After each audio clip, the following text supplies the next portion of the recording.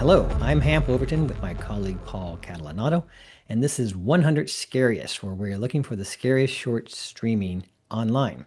In this episode, we're talking about the 2005 film Still Life by John Connaught. It stars Trevor Matthews, who also produced it. This is a short film that helped launch both Connaught's and Matthews' careers. The IMDb log line is a pill popping, over caffeinated driver accidentally hits something. Panic stricken, he searches for help in a strange and desolate town that offers very little in the form of human kindness. Okay, Paul, this was an interesting film. What did you think of it? I really liked this movie. I couldn't help but do a couple of interviews with the guy. I read a couple of interviews, Mm-hmm. and he has a very The guy 80s being the director. taste. Yeah, the director. Yeah. Yeah, the director has a very 80s taste. Like, just with some of the things as he went into features.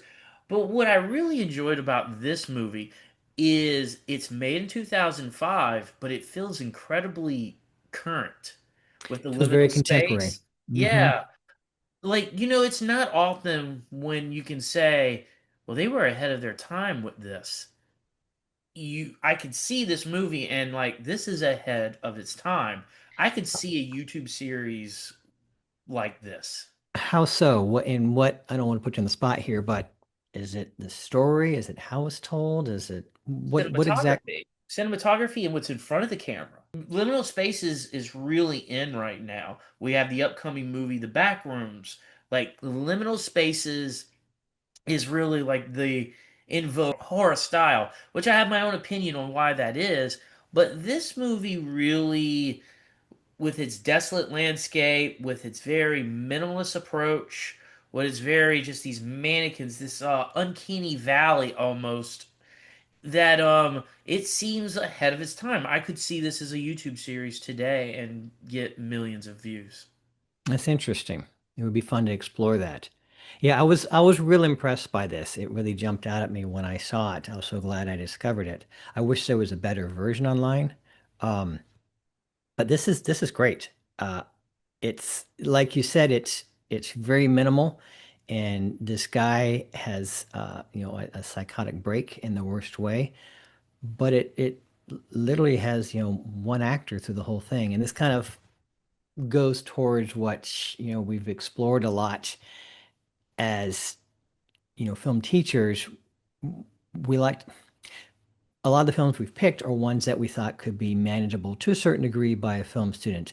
This one is beyond that, I have to say. A lot of the things that you're pointing out were accurate. The camera moves a lot, so they clearly had a crane that they could use. They had dollies that they were using. Um, the location is very, you need a fairly big crew because you have all of these elements you have to move around.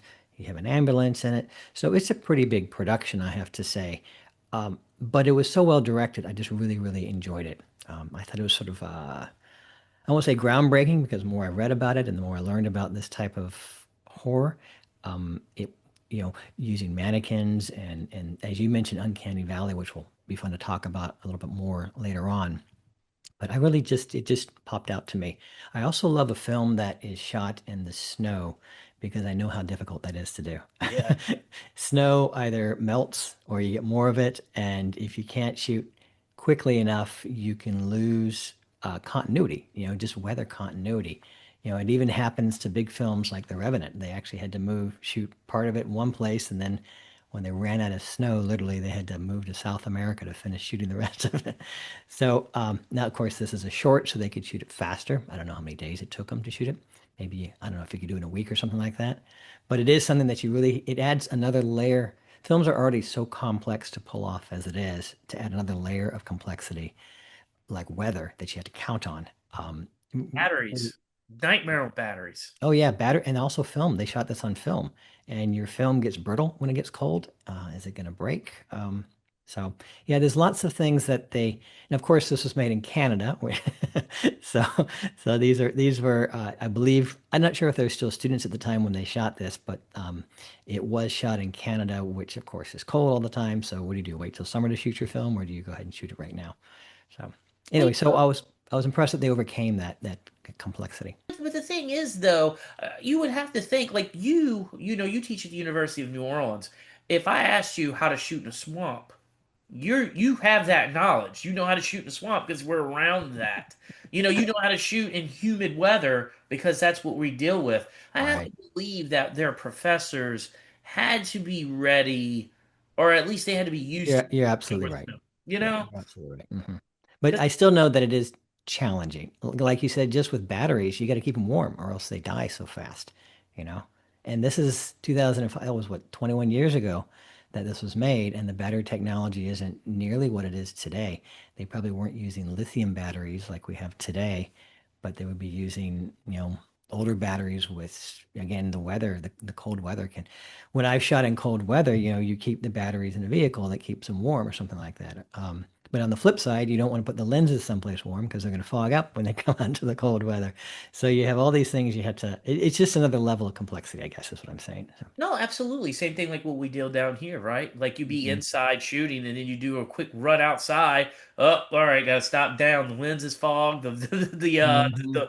Right. The processor, the lens, the oh man, the chip is fogged. Everything gets fogged, and then you have to stop. Yeah, you can't shoot with moisture on any of that stuff like that. This is beyond what a regular student could do. I agree. But I think Right. a student getting a master's could pull this off.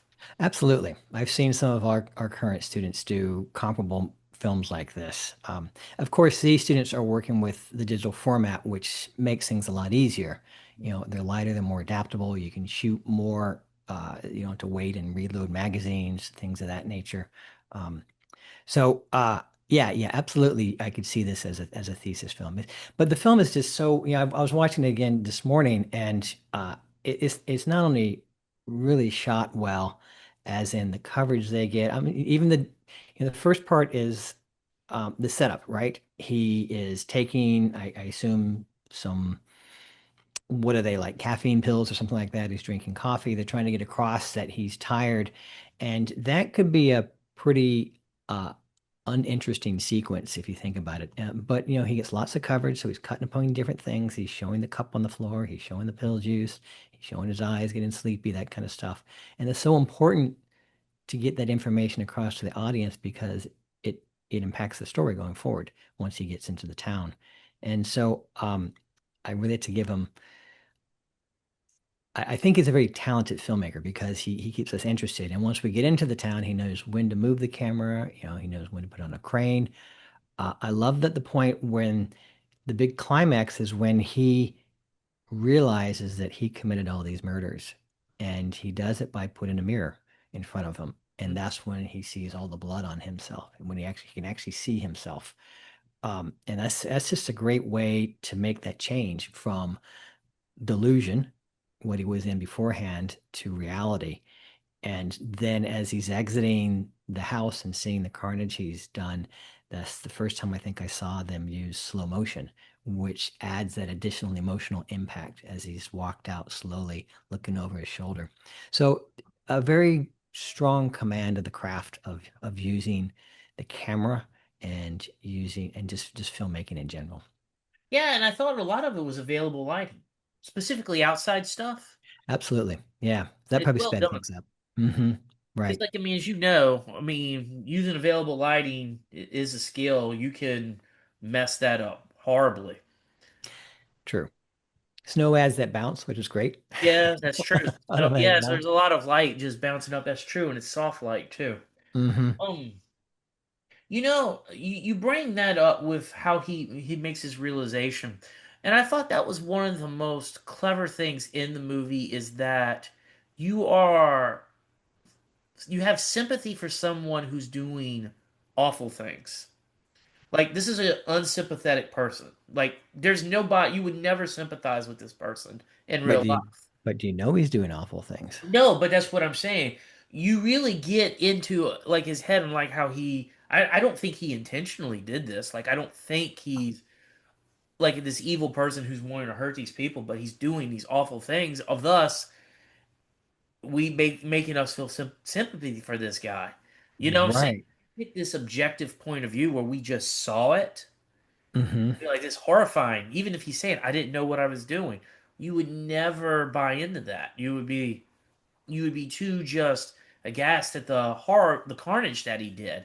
But we're in his POV, and he's able to earn sympathy for this character. And then I that's the horror, right? Yeah, I think that's really good because uh the great thing about the horror in this one is like you said, we are experiencing it with him. Hmm. And and we're a participant, you know. We go, oh yeah, I would panic too, run away. He seems like he's in another world, and so he's afraid. He's the other, and he feels being chased by these things, these mannequins, and so you you're with him all the way until the director flips the switch on us and reveals no, he actually is the bad person. But on the other hand, it's the psychotic break. So it's interesting, you know, it's difficult sometimes for me to understand a psychotic break, and this was very interesting to see because we participated with it. We were actually part of the psychotic break with this guy. And that's funny you say that. That was in my notes of this movie as well. Is like it's interesting that at least I don't think I'm crazy. I don't think I've ever had a psychotic break, but you wouldn't know, right? You wouldn't know. That's what the part. That's the idea of a psychotic break. You don't realize you are. Exactly, And exactly. this movie gave me that feeling. In that respect, it reminded me of Hereditary. Mm. Hereditary was a movie that made me like I understood that these people were it was madness and mental health. I got that metaphor and I felt it. This movie does the same way. I feel that snap of reality because Mhm. I mean it was like because like you feel for him. Like what would you do if you woke up and like everybody's mannequins looking at you and they're getting Right. closer and closer. Mannequins in It's themselves are terrifying. creepy. Yeah. And You know, yeah. something that's looks human but like slightly off. They're Yeah, that that's fear. that's the you talked about uncanny valley, and that's the interesting thing. I didn't know what that was really before this point, and it was, you may know this, but it was coined by Masahiro Mori. He's a Japanese roboticist, Hmm. and he says the peak before the valley is when humans um have is when human-like artificial human respects aspects up to a point. Okay, so we can watch a movie like Zootopia, and all the creatures in there behave like humans, but they're not human. They're animals, right? Or even Wall-E or Shrek or something like that.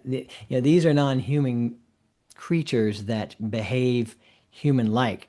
But what Mr. Mori's theory of uncanny valley is that when you reach a certain point where something becomes almost human, that's when we freak out because it's too close to being human, but we still know it's not human. And the theory is that we have a natural aversion to a corpse because we know a corpse looks like a human, but we also know it's dead. And so therefore we have an aversion to being close to a dead body. And that's apparently what this means when you have because if you look at the mannequins they use, a modern day store mannequin doesn't have eyes on it, doesn't have lips on it, doesn't have hair, and these have all those elements, and they're reaching that point of the uncanny valley where we're creeped out by it. And so it was great that they used that point right there, and it makes us understand his behavior because we also are innately afraid of something that looks very close to human, but we know at the same time it's not, and there's something off and something wrong there. It's funny. I've read something similar. I read a different theory that it could be something in our prehistoric days that mimicked humans or was close to humans.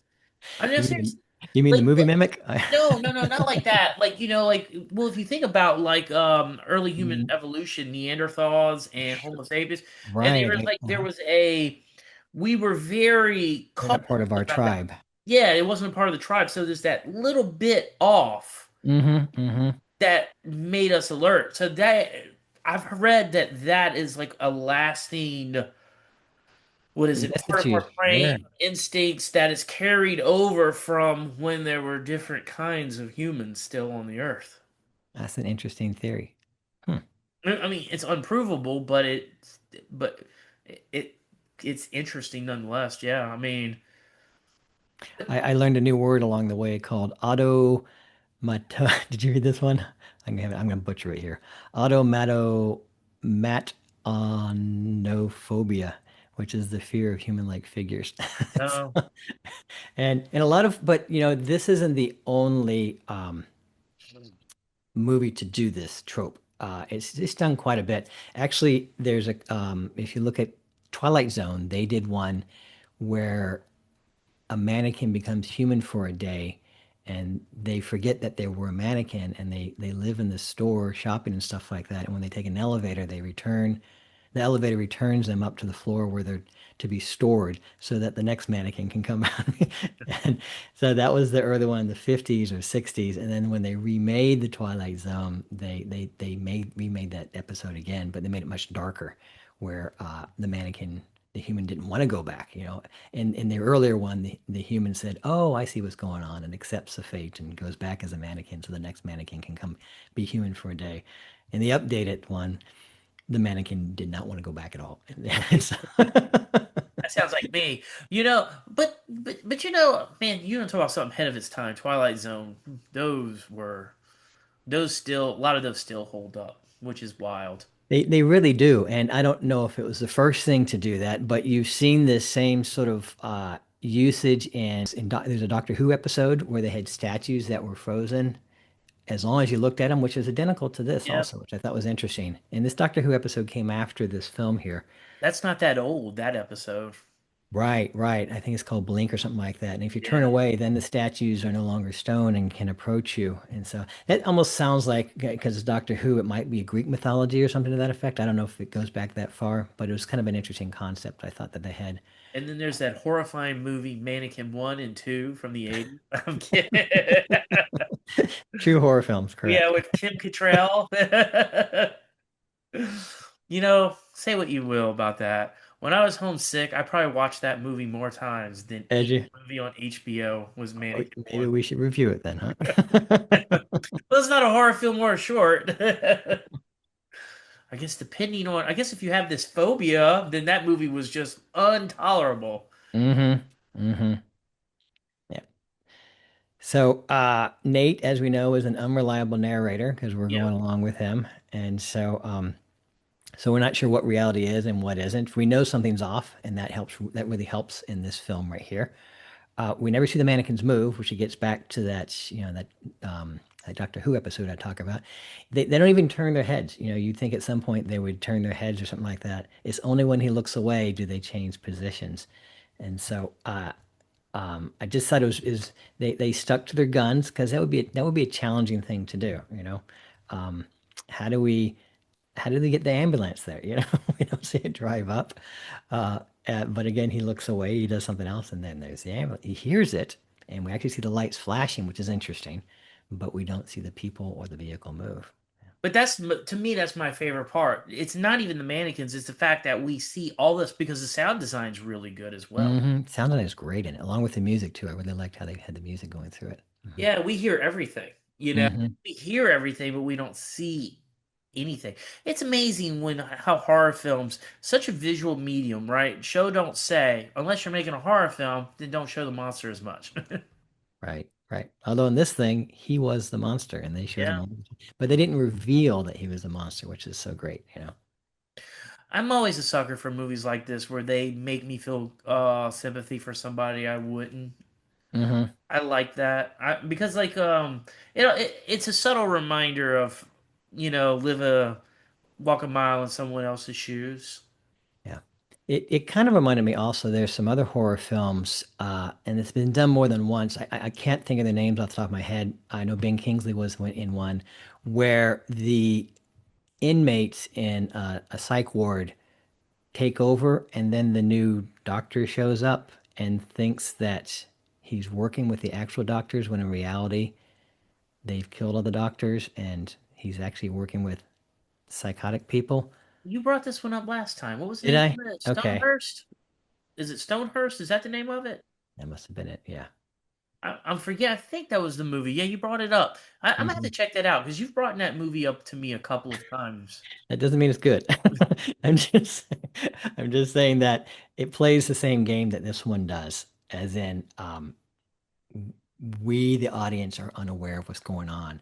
You know, you can look at that The Visit does that. the visit, right? And so they kind of yeah, they keep information from us until the very ending. And so it's a fun thing that I like having it happen because you get to try and figure out the mystery along the way. And if it's done well, I know you said that you understood what was going on before the ending, but I was pleasantly surprised to find out that he actually murdered a family. To find out that the whole thing was in his head, the early part. Well, well, that's just. I guess that's just more watch a bunch of stuff and I assume the worst in everything. Jaded is the word, I guess. Yeah.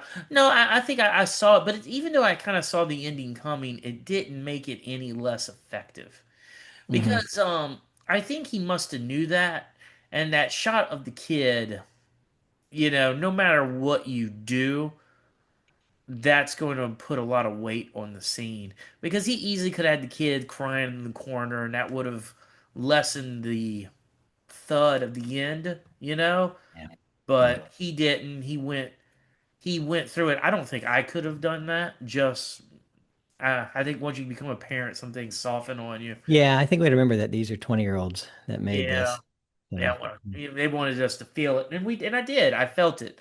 So, but I did too. He's had an interesting career, and this is a very interesting movie that you brought here, especially when you look and we compare it to say like Laura Hasn't Slept. hmm. Laura Hasn't Slept. I mean, this is a guy who's went on to make movies, right? He Sure.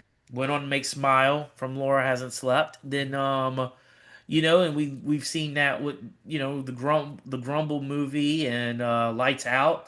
But this one is on a lower scale than I would say some of these shorts, and this was enough to propel him to feature filmmaking. More indie than the two that I mentioned, but it was enough to get there. And I have to admit, I'm a little ignorant on how things work in Canada in terms of making feature length movies, but I had to assume it's somewhat similar to here. Well, I think one advantage that this filmmaker had, and I don't want to read too much into it, is his co-creator and the actor in this is Trevor Matthews. Trevor Matthews is from England, and his dad is a venture capitalist, and it looks like that helped fund some of their early films and maybe some of their early feature films. If you look at the film Jack Brooks' Monster Slayer. Yeah, Yeah, Trevor Matthews was a writer and a producer on that. And then if you look at his 2010 film, The Shrine, again, Trevor Matthews was a writer and executive producer on that. And then Girl House 2014 as a producer and executive producer. All those are horror films. And they also worked on the short Old West. But then it looks like they went in different directions. Um, he keeps going in a horror genre. And then Trevor went in another direction and he formed with his production company. And he made a movie called The Forgiven with Ralph Fiennes. And then he made a film called Knox Goes Away with Michael Keaton. And that was about Michael Keaton getting dementia and having to solve something before. And we've seen this story before, but this was actually written and directed by Michael Keaton. So they must have some sort of relationship, Trevor Matthews' company and Michael Keaton, because they also made a short with him later. But the most important film I think that Trevor Matthews' company made was a film you might recognize called The Brutalist. And so yeah. that was actually nominated for 10 Academy Awards and won for Best Cinematography and a couple other ones too. So when he left the horror genre, he really started making quite acclaimed films afterwards. Yeah, and then the director stayed in horror. I wonder if they had that conversation because I can almost see that happening to me. I'm gonna go make some movies that are not horror films. Why? I'll stay in the horror It's genre. tough, because I looked at some of the other ones that John had made, and uh what were the ones I have right here? Jack Brooks. It's a good looking film, and I didn't watch the whole thing. I didn't have time, but the parts I watched, it was interesting. It was fun. Girl House, the parts I watched, and that were really well done also. So he's a talented director. I don't know what the magic formula is. If I knew, I'd share it. To have a successful horror film out there, is it how do you open the doors? How does your movie get out there? But both of his, or actually all three of his feature films that I've had a chance to see parts of, are very well done, just like this short here. So if I knew again, if I knew what separated, your A24s or your other successful, your Ty West directing films, it would be interesting to explore that and kind of figure that out. Yeah, you know, that's a tough question. I think that's kind of gets to the root of our entire series here. Like, what is the magic? You know, like why this, not that? You know, Yeah. Hmm. I don't think there's. I don't think we'll ever really figure that out. We might get a better educated guess as we go through these, but I don't know if we'll ever figure that out because moods, taste, styles, everything changes so You're quickly. right. It's a moving target. Because you look at movies like horror movies made in the 70s, right? You think of something like Rosemary's Baby. We call that a horror film. But if that movie was made today, it would be considered an A24 style horror film. Psychological drama type thing. Yeah, Yeah. where the horror comes at the end of it. Yeah. You Yeah. know, like we look at this and we're giving credit and saying, "Oh, this is new because it's not a slasher." But this model has been around for a while, and it just depends on who has the capital, what their tastes are, and what they're seeing from their audience. Yeah, you're right because uh it's more than just audiences. I mean, audiences have the final say, but audiences can be influenced also. Who's the lead actor that can influence an audience? It sure can. Who's the director that can influence an audience? What does it tie in? Does it come off of current property already, like a comic book series or something like that? I was listening to a podcast about Starship Troopers and how that movie flopped when it came out. Yet once it went on home video, it got a resurgence, and they ended up making a series out of it. They ended up making, I think, two sequels from it, and they ended up Yeah. making a cartoon series out of it. So why wasn't it successful when it first came out? What went wrong? And then I just saying the podcast. Why didn't it work? And it's very interesting to try, and it's a tough nut to crack. I think that might be why there's so many revolving doors in Hollywood, because someone's hot for a while and then they're not, because their formula no longer works or something like that. Yeah. And then you see it even with actors. Like, they'll be in everything for this period of time and Yeah. in nothing for a I while. think I think a lot of that happens with burnout though. Yeah, People become very successful and their agents are like, you got to work to stay continuous. And of course the agent makes money only when they work. So yeah, and then they feel obliged, and we see this with musicians also, especially pop musicians, because of that popularity you got to take advantage of. And it's tough to have the discipline to do things and not get burnt out, which can happen so easily. And how do you? No one really teaches you. I'm sure they teach to a certain degree, but it's hard to teach that to someone, especially at a young age, especially when so many people are asking for stuff from you, and you're popular and you're making a lot of money, making a lot of splash. So I had this card player tell me once. I don't know why it makes me think of what he told me. He said, "You don't know you're in a streak until it's over." yeah, yeah. You think it's normal. Oh, this is the way it is. Great. I'm a superstar. It's gonna last forever, and then it stops, and you go and you realize, oh, maybe it wasn't gonna last forever. Well, you see this with even people like Spielberg, He didn't wait until it cooled. He became a producer and then he controlled it. Yeah, he's an outlier. There are outliers like, Paul Thomas Anderson, Spielberg. There's some filmmakers that can keep that people just want to keep seeing, and they they don't, I guess, I don't, again, if we knew the secret, we could share it, right? But even Spielberg, as he aged, once he reached the 90s, late 90s, he switched genres to more adult type material, more serious films. And it was no longer Jurassic Park and E.T. and things of that nature, family friendly stuff. It was more serious dramas. And you as an individual evolve also. How do you keep catering to the audience? The popular audience, which is films, is usually your teenagers to, mid to early 20s. That's the big chunk of it right there. And then as you get to be, 45, 50, 60 years old, how do you still know how to sell to that audience? Yeah. Yeah, it's true. Like you said, it's a moving target. Even short films. Look, I mean, to make a short film and have it get any notoriety, it, some people don't ever get that. It's Yeah. amazing. And this is a film that has had a chance to live two lives, which is, I think, really great for the filmmaker. Yeah. Enjoyed it a lot. So, what have people said? I'm looking at where we saw the movie, which wasn't his YouTube channel, which is what was the name of it? It was small short movie director. That's where I saw the movie. That was the best version of it. They look like about, yeah.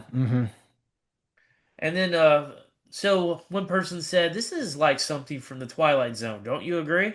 Well, it is like something from the Twilight Zone, which is fun. Which is exactly true. Seems like no one could stop him. He was a little overpowered there. That's what he. And then I like this one. Great direction, great editing, well done. I very much agree. Yeah. hmm Here's something that says, "Who's here from that Facebook post?" This is six Yeah, months ago. Did you look that up? yeah, that's where I'm looking. I'm just looking. I love looking at comments. I really love when you can compare like when a video has been up for like 15 years and hmm look at what somebody said 15 years ago and then look what somebody's saying when they still finding this stuff. I find stuff like that very interesting. And then see here, this is watch this like 17 years ago when I made my first YouTube account.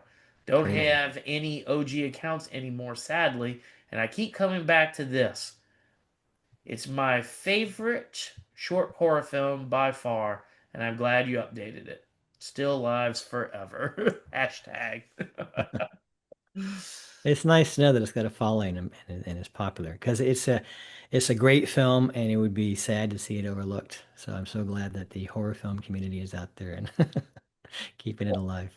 Well, one of the things is over the year that we've been doing this, I've noticed where shorts are becoming more important in our society.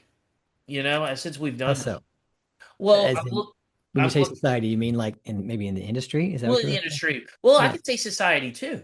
I Okay. talk to people now who, specifically my mom and my father, that's a small pool, but they're watching shorts online. Did you see this little movie? I mean, like, what world do I now live in where my mom and dad are watching little comedy shorts online? But I don't think they're an outlier.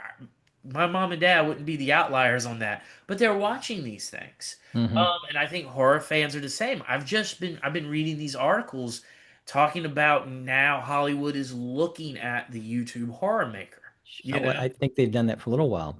Yeah, well, I mean, arguably 2005. Yeah, and again, if you look at what's his face that did Sandberg with Lights Out, right? Sandberg exactly, straight off of YouTube, that's where he got found. The difference is that was something that happened. Now it's like comic books were 10 years ago. What Do do you you mean? have a good YouTube short? Can we bring you to a movie or to a feature length, I should say? Uh-huh. I'm seeing that more, and I'm starting to see magazines and articles catch up to this. I'm seeing more and more articles saying exactly what you and I are discovering is that, like, is that era here? Um, the way they're describing it is the pipeline exists. YouTube, major film. Yeah, I think, it used to be, because again, I listened to another podcast on the Blair Witch Project and how, that was the avenue to launch your film career. You would make a low budget feature because otherwise shorts were only screened at festivals, Yeah. and how many people went to festivals was fairly limited unless you got into a big one like Sundance or Slam Dance or something like that. But now anyone can put something on YouTube, and as it grows in popularity, that can get attention. And so it's an interesting environment to live in today where um, any unknown 19-year-old, like the guy that you're referring to, can make a movie and a short film, and it can possibly launch a feature film career. Yeah. And what a time to be alive, which kind of sets us up for the next movie we're going to cover. We're going to cover Kane Parsons' Backroom Found There you go. Footage next, Hmm.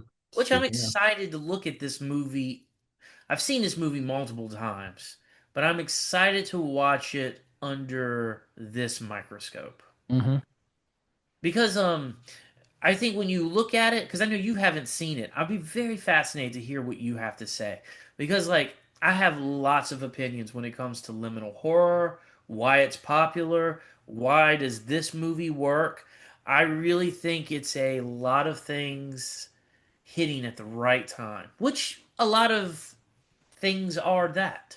timing really makes a difference. Yeah, it can really have a big impact. What's popular in the popular culture at that moment, technology, all sorts of things. And plus, what's the TV show on HBO that had all the two places where you're in the rooms downstairs and then your mind isn't aware of your body upstairs when it goes upstairs No, I don't know that. above ground. Oh, it's the big hit on HBO. Well, it was. It's like Ben Affleck was not Ben Affleck. The other Ben did it. Um, Oh, you talk about? Are you talking about like? Is that Severance? Severance, exactly. That's To on me, Apple. That's on Apple. I know what Apple. you're talking about. Okay. I've not watched that yet, but everybody tells me that that's absolutely incredible. Yeah, I've just seen the first season, but it reminded me a lot of this movie that we're going to be talking about, where, and it may have been inspired by it too, because you have lots of these hallways that go on forever and these rooms that appear out of nowhere. Well, not out of nowhere, but but it's not exactly like this, but it seems to give. So maybe that's the genre we're in right now. This is the period. At Yeah, one point, we had lots of slasher films. At another point, we had lots of whatever, uh, alien horror films. And now maybe we're in the what do you call it? What do you call this genre with the liminal limited horror, limital? Okay, yeah, liminal. limital horror. I like I said, I have opinions on why this stuff is horror, but I'll save that for our next episode. And right now, I'm watching. Right now, my attention's on very non-horror stuff. I'm finishing The Studio up with Seth Rogen, which is It's great. If very you, funny. Yeah. oh, Mhm. especially It if can be you're in the business, it's really it can be funny. exasperating too. Yeah. It's amazingly hilarious and stressful. And of course, I'm looking forward to tomorrow night where I'll be watching the series finale of The Boys. Two very unhorror related things. Yeah. Looking for the series finale, the boys too. I just hope, I'm gonna go ahead and say it. I just want to see Homelander get it. And Please, please. yeah, don't be the show that ends where Homelander wins. I would ruin the entire 5 years of that. Yeah. They've, yeah, it'll be fun. Good. All right, this was fun, Hamp. Thanks for bringing it to my attention. I feel as a better filmmaker watching that movie, and I love that feeling when I watch something that inspires and makes me a better filmmaker. Great. I enjoyed it also. I'm looking forward to watching our next one too. Yeah. So this is Hamp. I'm Paul. Like, share, suggest horror films. Eventually, we're going to be going to what is it, TikTok soon. I'm going to be working on that. But like, share, and comment. Let us know what you think. Let us know your horror films. And until next time, let's find something scary. Peace.